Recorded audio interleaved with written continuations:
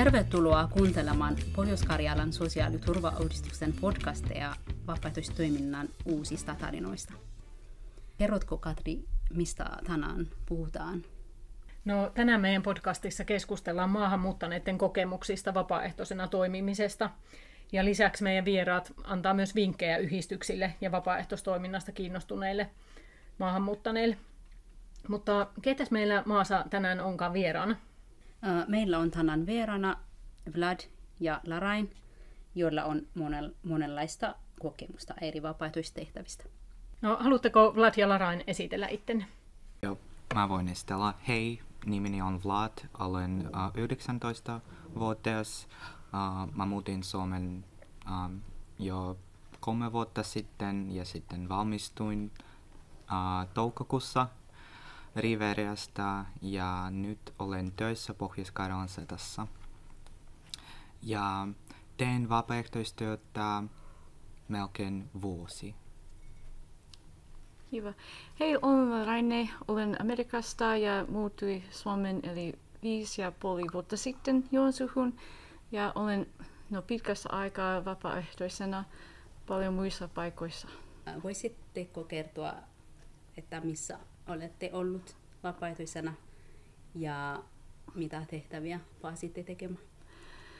No, kotimaassani olen ollut vapaaehtoisena Human Rights Campaign, Planned Parenthood ja Helping Hands järjestyksessä, mutta Joensuussa olen ollut laituri kulttuurin kahvilassa ja Soropi kansantalossa ja viimeinen oli Pohjois-Karjalan sosiaalinen turvayhdistyssä ja tällä hetkellä itse asiassa en oikeasti ole, mutta kesänä olen ollut Palestiinissa vapaaehtoisen musiikin opettajana.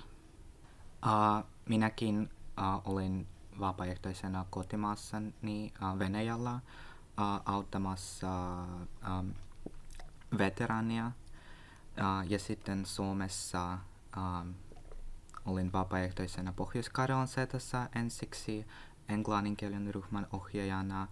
Sitten Pride-viikko olin myös mukana järjestämässä. Osallistuin myös vapaaehtoisena Jomonin toiminnassa, esimerkiksi Uuden suomalaisuuden päivä ja Mahdollisuuksien tori sekä Pekosotun olin tulkina työmarkkinatapahtumassa Joensuun areenassa. No niin, eli teillä on molemmilla ollut vapaaehtoiskokemusta aika monenlaisista paikoista. Minkälaisia tehtäviä, Laraine, sinulla on ollut täällä Joensuussa noissa vapaaehtoispaikoissa? Esimerkiksi sanoit, että olet ollut kulttuurikahvila laiturissa. Mitä kaikkea teit siellä vapaaehtoisena? Niin, kahvilassa olen tavallinen tehtävät, kuten keittokahvia ja valmistaa eivasleipät ja muut, eli syöttävää asioita ja hallinta, eli tuo kassa, eli menossa ja melkein samanlainen Soropi-kahvilassa. Myös siivotaan, eli avataan ja suljetaan ja niin poispäin. Joo, eli molemmilla on ollut ihan paljon kokemuksia. Ja voisitteko kertoa, miksi kiinnostuitte lähtemään vapaaehtoistoiminnaan? No, opiskelijana minulla oli paljon vapaa-aikaa ja sitten mä kävin kielikahvilassa Joensuun kirjastossa ja sitten Maasa ja Katri tuli kertomaan vapaaehtoistoiminnasta Pekosotusta. Ja se oli kiinnostavaa minulle, koska se oli hyvä mahdollisuus harjoitella minun kielitaidot ja sitten tutustua ihmisiin ja myös verkostoitua ja näyttää itseni työntekijänä. Entäs Laraine, mikä sai sinut kiinnostumaan vapaaehtoistoiminnasta Joensuussa? Just, eli aivan sama syyt, että Vlad mainitsi, eli varsinkin Suomessa se on hyvä keino oppia suomea paremmin ja nopeammin. Mutta Amerikassa olen vähän enemmän syy oli se, että me ollaan maailmassa niin lyhyesti ja kun työssä on muusikko ja kyllä se on palkintava työ, mutta ehkä mä etsin jotenkin syvemmin tai merkille, eli enemmän merkittävää. Mä halunnut eli vaikuttaa maailmaan, eli kovempi ehkä se on syy, että tunnen ihan hyvältä minusta ja omasta kokemuksesta, eli tässä elämässä. Niin. Jees. Joo. No se vähän vastasitkin jo tähän, että mitä vapaaehtoistoiminta on merkinnyt sinulle, tai ainakin siihen, että olet hakeutunut vapaaehtoistoimintaan sen takia, että olet halunnut vaikuttaa asioihin. Joo. Mutta haluatteko kertoa vielä vähän enemmän, että mitä vapaaehtoistoiminta on merkinnyt teille? No se oli hyvä tapa viettää aikaa ja tutustua ihmisiä. Siis opiskelijana olin aina kotona yksin ja sitten kun aloitin vapaaehtoistoimintaa, mä löysin vapaaehtoiskavereita ja niin edelleen ja se oli niin kuin tää hyvä toiminta. Joo, minäkin samaa mieltä ja lisäksi se kehittää kärsivällisyyttä itsestäni. Eli mä tunnen, että on enemmän kiitollinen kaikista muu eli elämästäni, kun olen kokenut eli erilaisia ihmisten eli näkökulmasta ja ehkä se muuttuu minun oman eli näkökulma maailmasta. Se on hyvin hyödyllinen asia kaikille. Ja Vlad, eikö niin, että sinulla sitten myös vapaaehtoistyön tekeminen johti siihen, että olet nykyisin töissä Pohjois-Karjalan Setassa? Joo, kyllä. Siis mä oon tää hyvä esimerkki, että vapaaehtoisten toiminnan kautta voisi löydä työpaikka ja sitten työnantaja. Ja voit näyttää itseni työntekijänä, kun teet tämä vapaaehtoistyötä. Joo. No varmasti aika monella tämän pöydän ääressä meillä on samanlainen kokemus, että itsekin olen päätynyt Pohjois-Karjalan sosiaaliturvayhdistyksen töihin sen takia, että olen tehnyt yhdistyksissä vapaaehtoistoimintaa. Ja eikö niin, Maasa, että sinullakin kävi näin? Sama tälläkin, että ensin olen tutustunut ihmisiä vapaaehtoistoiminnan kautta, sen jälkeen sitten kuulin avoinna olevan työstä. Just. Niin, kyllä. Seuraavaksi haluaisin kysyä, että miten löysitte vapaaehtoistehtävät paikaan tässä Suomessa? Itse asiassa en oikein muista, että muistaakseni se oli ehkä jelly.fi, mikä ei ole vielä olemassa, niin se on pois nyt. No se on muuttunut lähellä.fi. Okei, no niin, siis semmoinen nettisivulta löysin semmoinen, ehkä olen kirjoittanut jotakin vapaaehtoistyö tai semmoinen, eli aivan fraasi tai sana, en muista, mutta se tuli jonkun verran, eli anteeksi. Joo. Semmoinen laiturikaffila tai laiturikulttuurin yhdistys. Ja sitten löysin varmaan Facebookilta, mä muistin, että se oli semmoinen messengeri Facebookin käyttäjä, että on lähettänyt viesti eli päähenkilölle ja sitten sain vastaus. Ja totta kai hyppäkyntin vaikka huomenna tuli tutustumaan ja sitten se lähti noin. Joo. Yeah. Mä löysin paikan Pekosoton hankkeen kautta. Siis Katri autti minua löytää sen ja siis se oli englannin kielen ryhmän vetäjä Pohjois-Karjalan Setassa ja kun se oli pois 2 vuotta koronan takia ja mä aloitin ja siis se oli tosi hyvä kokemus. Mitä te ajattelette, että silloin kun aloittaa vapaaehtoistyötä, niin te olette molemmat aloittanut jossain yhdessä tehtävässä, mutta te molemmat kerroitte, että teillä on aika paljon vapaaehtoistyön kokemusta. Oliko se semmoinen, että vapaaehtoistoiminnan aloittaminen yhdessä paikassa johti sitten muihinkin vapaaehtoistehtäviin? Eli tarkoitatko sitä, että ne paikoja ovat liitettävä tai... Niin, tai että kuulitko silloin, kun aloitit vaikka laiturissa vapaaehtoisena, kuulitko sitten muistakin vapaaehtoistehtävistä? Tai... Niin, joo. Mä kysyin eli työkaverilta, että hei, koska laituri tuli suljetaan kohta, tämä oli noin 5 vuotta sitten, niin sitten kysyin, hei, tiesitkö, eli muuta paikkoja, että mihin voi mennä vapaaehtoisena, ja hän sanoi, no on ainakin keskustassa semmoinen kahvila, soruppi, ja varmaan löytyy netistä, ja siis etsin, ja se on semmoinen, mutta pekosottu ehkä se on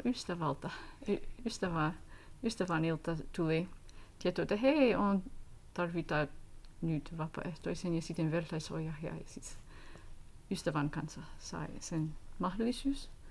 Joo. Jonkun verran ne ovat, eli sarja, semmoinen liitenä. Joo.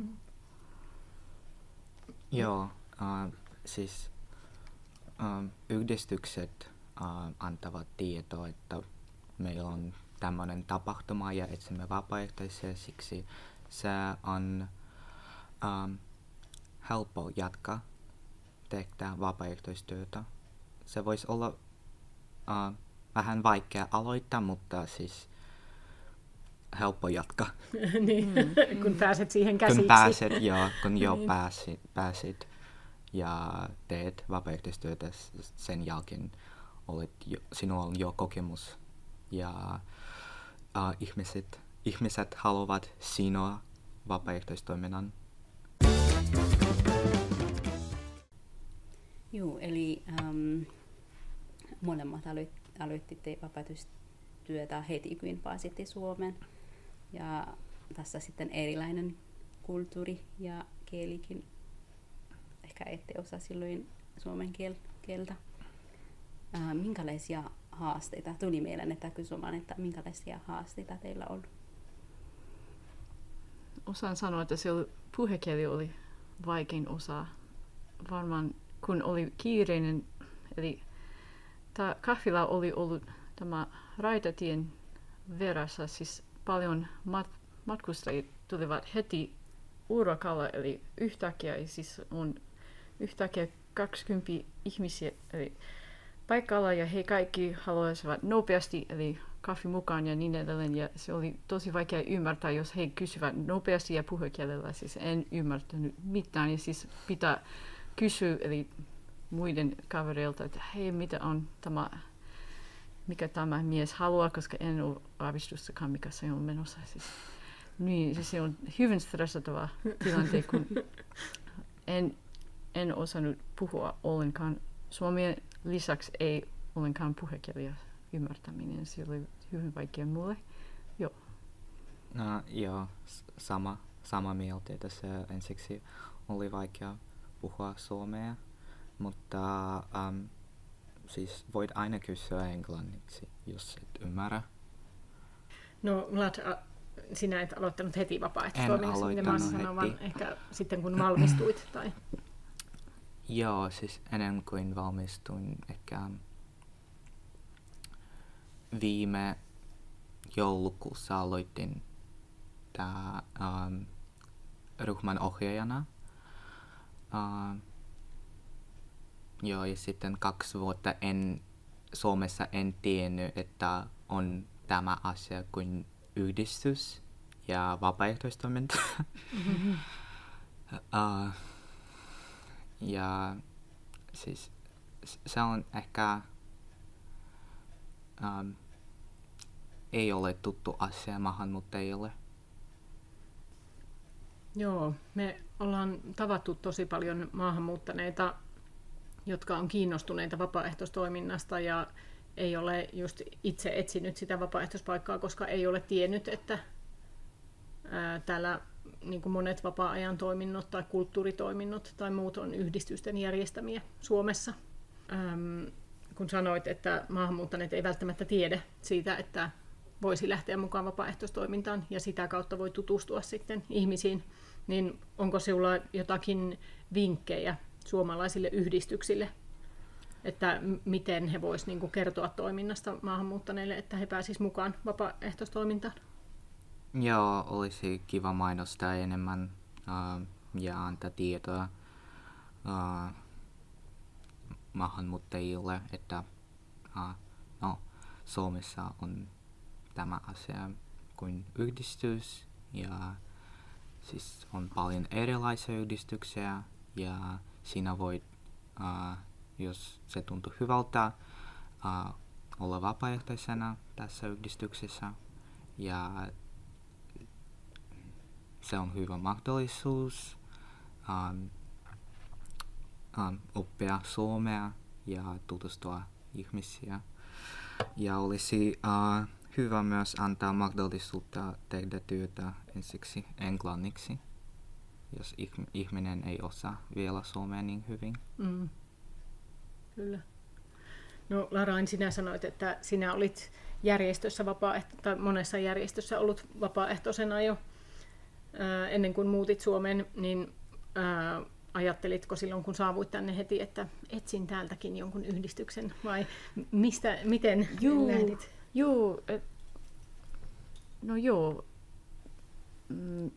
Lisäksi kun olen työtön ihminen, eli en ollut työssä ensimmäinen vuoden, en edes mene suomen kielen kursseihin, siis olen ihan täysin vapaa.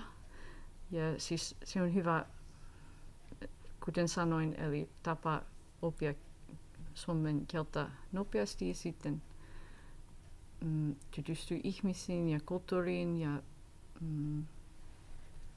niin, kun nautin tää vapaaehtoista niin paljon kotimasta, niin siis miksi ei? Se on hyvä tapa viettää aikaa. Ja Suositteletteko sitten muille vapaaehtoistoimintaa? Suosittelen. totta kai. Joo, se on tosi hauska. Ja et tarvii tehdä jotain, jos et halua. Se on suosikkiasiani vapaaehtoistyössä. Voit antaa niin paljon kuin voit. Just näin. Se on minäkin mun lempiasia. Ja ei ole stressata, kun se ei ole palkintava työ. Siis ei se haittaa, jos et pääse joka päivä tai muut, eli rajoituksia on olemassa, mutta ei se haittaa. Se on semmoinen hyvin kevyt ja eli minusta se on helpommin eli pääsemään näyttämään, kun se on niin, eli ei ole niin rajoitettu tai se on pakko, että tulee 9-5 tai semmoinen eli tiukan aikataulu. Ei ole. Just. Joo. No mikä sitten silloin, kun te aloititte vapaaehtoistoimintaa Joensuussa, niin mikä sai teidät tuntemaan ittenne tervetulleeksi siihen vapaaehtoistoimintaan? Ihmiset. Nyt en oikein ymmärtänyt, anteeksi. Eli kysyin sitä, että when you started volunteering, what made you feel that you were welcome in the community as a volunteer? Kysytään tätä sen takia, koska me mietittiin, että on myös paljon yhdistyksiä, missä aina vain on työskennelty suomeksi. Osasiko muut vapaaehtoiset ottaa sinut vastaan? Were the other volunteers welcoming when you started? Tai jotenkin sille? Joo, ihmiset ovat todella ymmärrettäviä. Joo. Ja siis sinun kielitaito ei haita. Siis puhu niin kuin puhut. Mä sanon suoraan, että ehkä en ole niin lämpimästi, eli kyllä olen ollut tervetuloa, mutta ehkä se oli niin, ei ole niin en halua sanoa mitään pahaa mistä, mutta se on semmoinen, koska suomen kieltä ei ole vielä kehittynyt, siis se on hyvin usein, että no sano sitten englanniksi, se vaikka yritin, siis se ehkä heti menee englanniksi. Ainakin ensimmäisessä paikassa, mutta toisessa paikassa se on enemmän ymmärtänyt, että no okei, hän haluaa oppia suomea. Siis se oli ehkä vähän eri tilanne, vähän parempi mulle, koska mä haluan nyt oppia suomea. Siis en halua puhua englanniksi.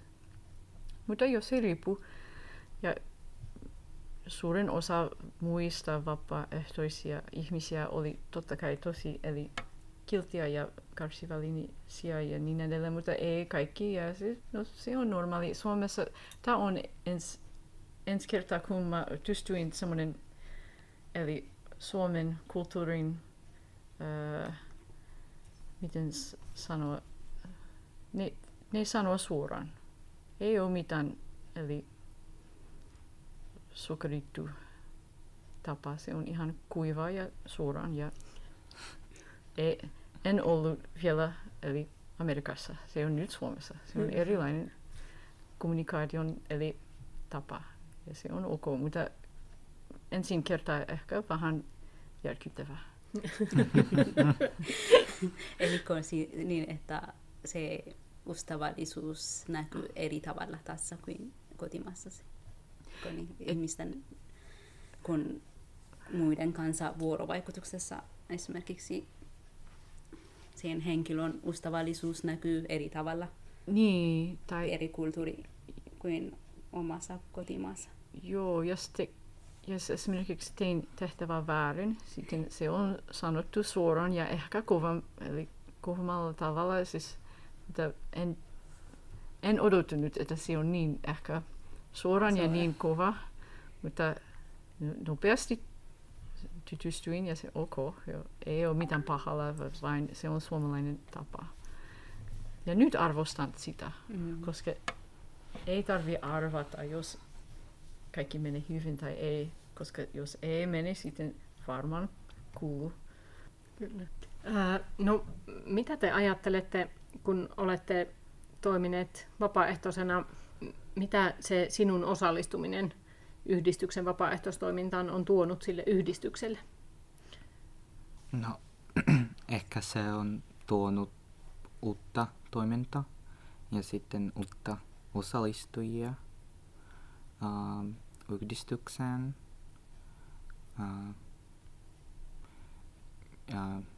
Ja pääasiassa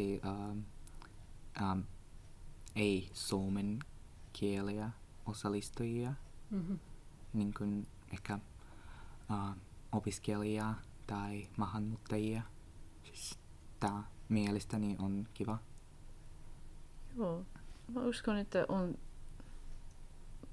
on tuonut ainakin eli hyvä ilmapiiri ehkä ja kannustava eli tukea ja silloin tällöin totta kai englannin kielen tuli kätevää, jos tuli asiakas, että joka ei osaa puhua suomea, sitten ehkä olen enemmän eli arvostettiin, koska osaan eli sitten tai jos jotenkin erilaisia sanoja puuttuu suomalaisilla, josta syystä eli sanasto ei ole vielä tutustu, eli semmoinen englannin puhekieli esimerkiksi sitten. Mutta mä ymmärsin, miten on kysyessä sitten. Olen auttanut ehkä silloin, mutta joo. Joo, ja se on tosi hyvä, jos osaat enemmän kuin yksi kieltä. Ja siis se antaa mahdollisuutta osallistua erilaisissa tapahtumissa. Esimerkiksi minä edustan minun yhdistystä venäjänkielisenä erilaisissa tapahtumissa. Esimerkiksi Talent Boost, mikä se oli, Luotsissa. Joo, ja sitten itse omasta kokemuksesta olen huomannut niin kuin meidän PK-sotun toiminnassa, että kun meillä on ollut vapaaehtoisia, jotka puhuu eri kieliä, niin meidän on tosiaan paljon helpompi myös mainostaa meidän tapahtumia erikielisissä yhteisöissä, mikä ei muuten onnistuisi, jos ei olisi erikielisiä vapaaehtoisia ja työntekijöitä monenlaisista taustoista. Se on niin kuin tosi niin kuin hyvä juttu yhdistyksille, jos saa vapaaehtoiseksi ihmisiä erilaisista taustoista, niin sitten pystyy myös tavoittamaan uusia osallistujia. No Vlad, siis sanoitkin aikaisemmin, että voi olla, että kaikki maahanmuuttaneet ei tiedä, että on yhdistyksiä ja vapaaehtoistoimintaa, johon voisi mennä mukaan, mutta tuleeko teillä mieleen jotakin muita syitä, että mistä se voi johtua, että Joensuussa ei ole, tai Pohjois-Karjalassa ei ole vielä kovin paljon maahanmuuttaneita mukana vapaaehtoistoiminnassa kaikissa yhdistyksissä? No ehkä he uskovat, että heidän pitää osaa niin sujuvasti suomea, että he voivat kommunikoida ihmisten kanssa, mutta mielestäni se ei ole tärkeä asia, siis kielitaito, kun haluat olla vapaaehtoisena. Joo, mielestäni se on tämä pelko. Ja voi olla myös, eli kun Suomi on uusi maa ja suomalaiset ovat eli uudet naapurit ja ihmiset, ehkä he pelkävät vähän tästä kulttuurista, tai koska ne ovat erilaisia ihmisiä, että ehkä eli he odottavat, että suomalaiset eivät tykkää, eli tykkäisivät heitä, tai en tiedä, se on mitä sanoo suomeksi, eli pelko, tämä uudista pelkoa. Mitä vaan on uutta, se on pelottavaa, koska se on uusi ja tuntumaton.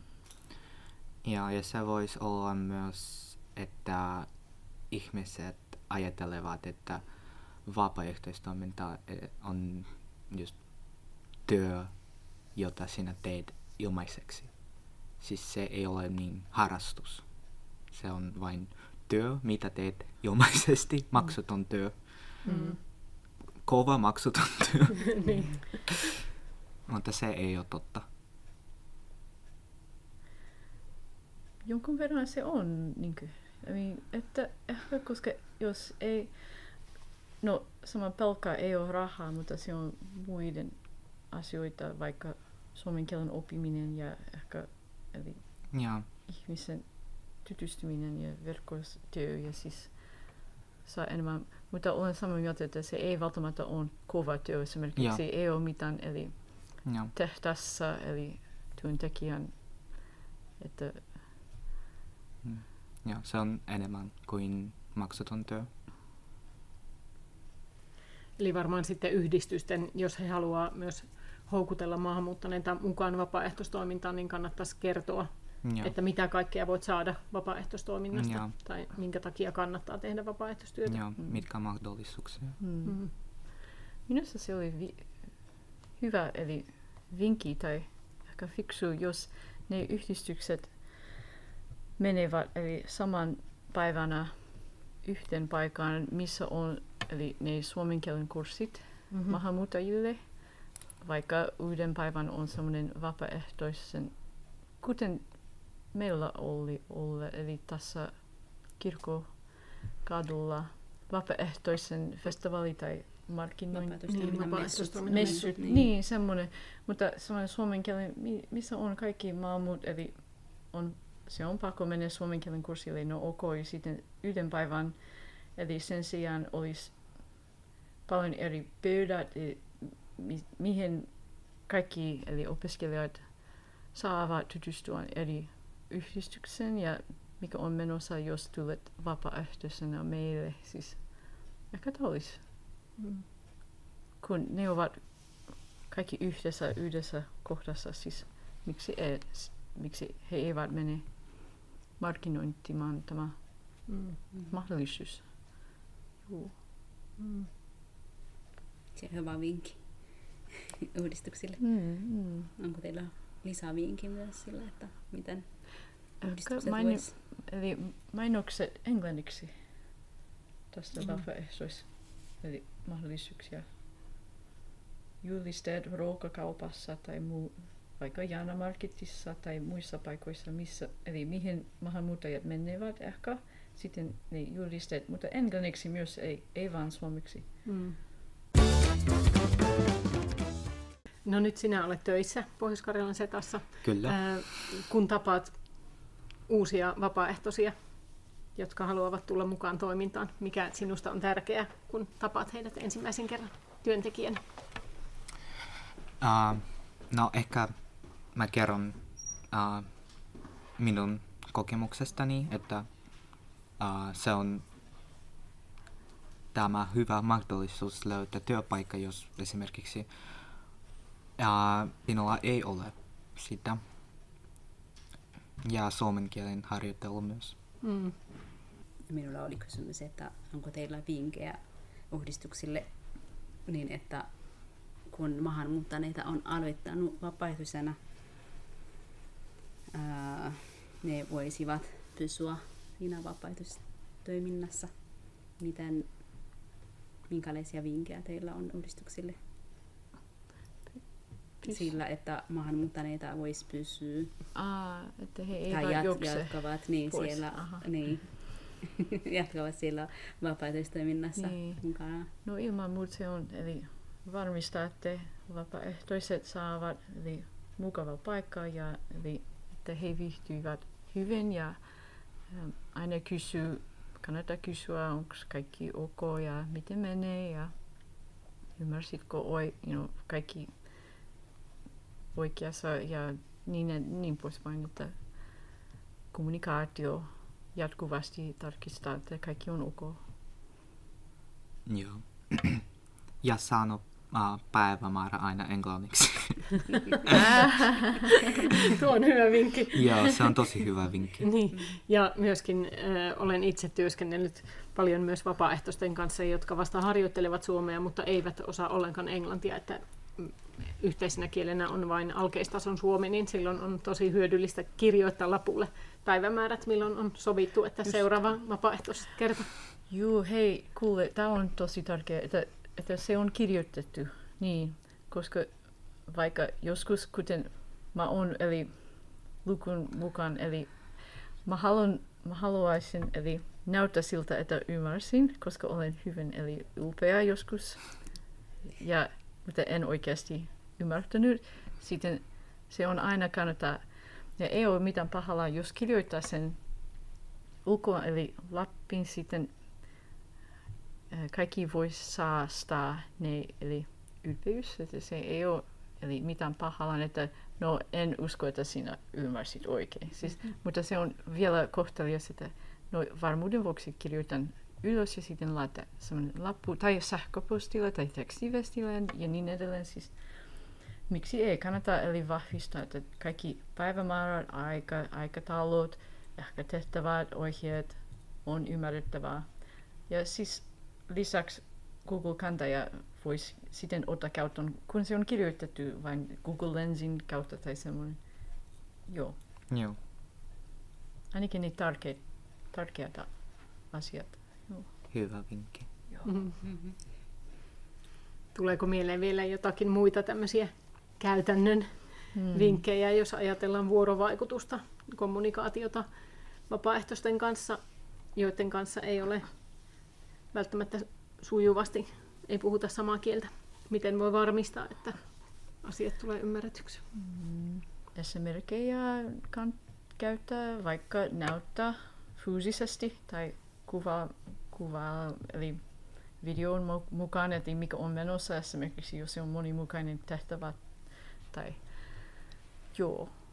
Mutta maahanmuuttajille ehkä kannattaa muistaa, että vaikka ei kukaan hymyile tai ei kukaan kannustaa tai palkintaa tai sanoa hyvää, teet hyvää työtä tai olet ihana ihminen. Että ei tarkoita sitä, että he eivät tykänneet sinua tai semmoinen kulttuuriero, että on vaikka ehkä hiljainen ja muiden eli työntekijät eivät sanoa mitään sulle. Se ei tarkoita, että että sua ei ole eli hykätty tai siis joo.